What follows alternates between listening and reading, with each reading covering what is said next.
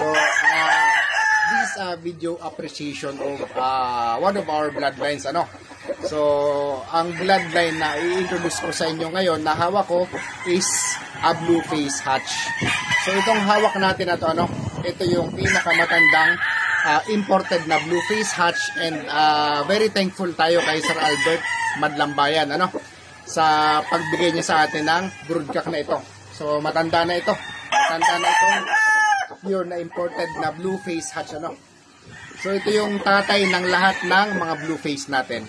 Ito yung tatay ng lahat ng mga blue face natin, ano. Sa kanya nagmula, and nagagamit pa rin natin. Nagagamit pa rin natin. Nakakapag-breed pa rin tayo pa isa-isa. So, ito yung original. This is our original na blue face broodcock. Ayan, ginagamit natin kahit na talagang medyo nahihirapan na siya, nakakapagpalabas pa naman dahil healthy, ano. So I have a fond appreciation sa mga old line. Ayan, tingnan nyo, straight comb, ang laki ng ulo, medyo hindi siya kagandahang manok, ano, hindi siya kagandahang manok. Ayan, so dito nagmula si Verdugo, ano. Ayan, ito yung original. Ito si Verdugo, tingnan natin. So si Verdugo ang unang palabas natin doon sa original natin na blue face, ano. Ayan, so tingnan natin. Ayan, so tingnan natin ito. So this is our Verdugo, ano. So si Verdugo, this is a 3 times winner na broodcock na blue face natin. This is a 3 times winner, ano, na broodcock. Ayan. So mahaba ang pakpak niya, makapal ang buntot. This is 3 years old already, ano, si Verdugo, 3 years old. So ito yung first generation ng palabas ng imported natin. Ayan. So 3 times winner. So nakita na natin ang mga anak nito sa crosses, nagpanalo. So nagpapuro tayo ng marami, ano. So yung mga blue face natin ngayon, karamihan anak nitong si Verdugo. Ayan. Meron pa itong isang kapatid na ginagamit natin, ano. Meron pa itong isang kapatid na ginagamit natin. So, ito, hindi ko na ito ilalakan kasi iniingatan natin sila, no? Papadamihin na lang natin sila. Ang kapatid na ni Verdugo na isa is 2 times winner din, ano? Ayan. So, blue face hatch na 2 times winner din itong kapatid ni Verdugo. So, gumagawa tayo ng separate na pamilya galing sa kanila, ano? Kasi proven na natin sila. Ayan. Straight comb. Tinalukan lang natin. Ayan. So, ito yung kapatid ni Verdugo. 3 years old din ito, no? 3 years old din ito. So, tingnan natin ito yung first generation, ano? So, nakasalang to ngayon, ginagamit ko sa breeding. So, meron pa tayong second generation. Tingnan natin ang second generation, ano? Kasi natutuwa ako sa kanila, pinapadami ko sila, although hindi sila gaanong kagandahan na manok, ano? Hindi gaanong kagandahan na manok. Kasi, mula nung nauso ang social media, nauso na rin yung pagandahan ng manok. Nauso na rin yung pagandahan ng manok. But later, ano, I will tell you the story. Ayan. Ito yung anak ni Verdugo na ginagamit ko ngayon. Ito yung anak ni Verdugo na ginagamit ko ngayon sa breeding. Pure na blue face hatch, ano. So, nag-iisa lang itong natira natin kasi nakuha na ng mga buyers natin, ng mga kapatid nito. So, nag-iisa na lang ito, and marami tayong bagong harvest na naman. Ayan. Balik na. So, the reason bakit gusto ko ang mga blue face hatch is because bumagay sila sa mga Bruce Barnett sweaters natin. They fight with purpose, they fight with clarity in mind. So, napansin ko, ano, kahit itong sina Verdugo, yung mga anak nila na ginamit ko sa crosses, talagang iba. So, kahit na tinalo, napilayan na sa kanan, talagang they have that will and desire to fight na hindi nararatel, ano, hindi nawawala ang disiplina, malinaw ang utak. Kumbaga, you give them the mission to fight, you give them the mission to kill, they will do the job. Hindi sila yung pag tinamaan mo, minsan mararatel o mahimatay, dadamdamin nila, sindahan nila. So itong may mga blue face hatch natin, pag tinamaan mo sila, mas lalo silang nagagalit, mas lalo silang gigil gumante, mas lalo silang gigil pumalo. But the number one traits I like about them is they fight with clarity and mind, and they punch with purpose. So talagang pag pumalo sila, madiin, lapat sa katawan. So baon na baon talaga ang tarik. Yan ang gusto ko sa kanila. Yan ang gusto ko sa may mga blue, sa mga blue face natin na crosses, ano.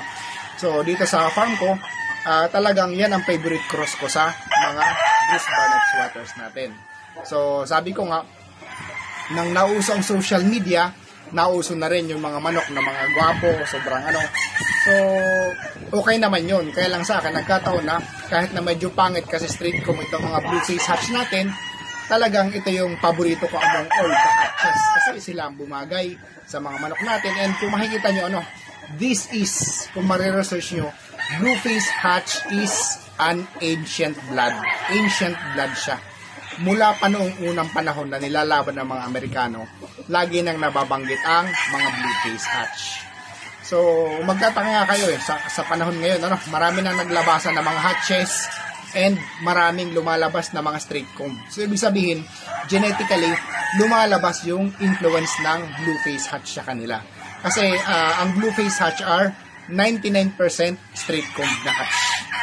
Bihirang-bihira kang makakita ng lalabas na T-comb sa pure na blue face hatch. Kailangan straight comb siya, ano, kasi yun ang phenotype characteristic niya. And it so happens na dito nga sa atin, yung nakuha natin is nagpapanalo as pure. So how much more pag na-cross, ano?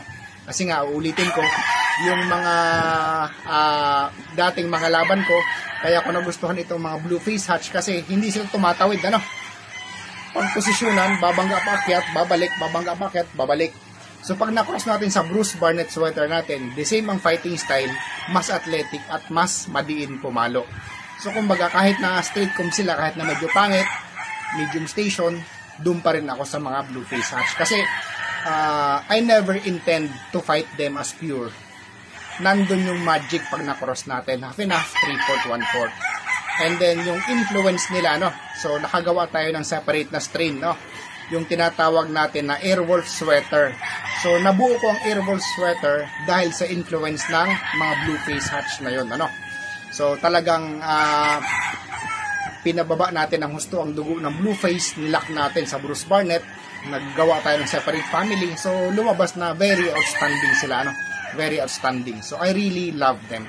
Kaya kumbaga hindi mawawala ang blue face hatch na to sa farm ko kahit kailan. And one more thing, ano, isa sa pinakagusto ko rito is yung gameness.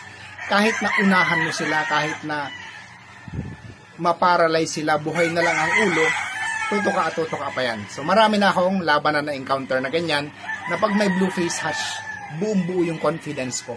Kahit na tamaan mo siya, maparalyze, madapa siya, buhay ang ulo, tutuka yan. So ilang beses ng laban na umabot pa sa tabla, ano? Umabot pa sa tabla. Or minsan na ipapanalo pa kasi napagod ang kalaban. Sila talagang nauuna pa silang tumuka, hihilahin ka talaga nila. And alam naman natin sa labanan natin dito sa Pilipinas, ang huling dalawang tuka ang nagdidiferensya ng panalo at talo. So yun ang pinakagusto ko sa blue face hatch natin. Kaya kumbaga dito sa naging pagbibreed natin sa kalaunan, sa katagalan, ito yung na-establish talaga natin na pinaka-the best na hatch na applicable sa mga manok natin. Ano? Kasi yung mga manok na nag-champion sa World Slasher, yung ginamit ang the shipper ng mga manok, ilan doon ang mga Airwolf natin na talagang hindi nagsusugat sa banggaan, ano. So pinagtiyagaan natin siyang gawin, ano. Pinagtiyagaan natin siyang gawin. So nung binabalikan ko ang mga records noon, so ito yun, sabi ko ito yun kasi alam nyo 2 years na tinawag na losing line ang manok ko dito sa amin. 2 years na losing line.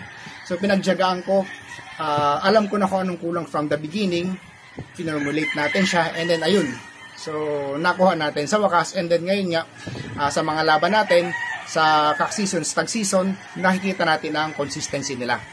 And itong parating na World Slasher Cup, may entry ulit tayo. Grupo kami ni na Balaraw ulit, ano. So wala nang the shipper. So kami na lang ni na RCF Balaraw ang magkakagrupo ngayon.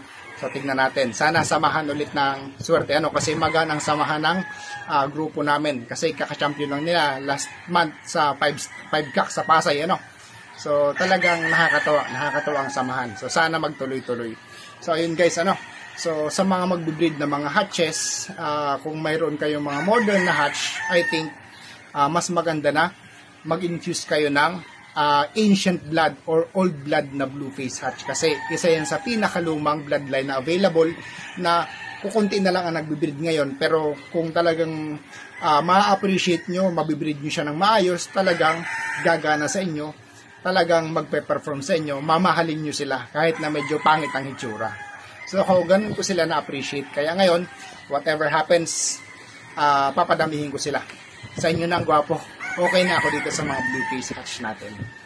So yun guys, maraming salamat sa inyong lahat. Magkita-kita po tayo sa World Slasher Cup.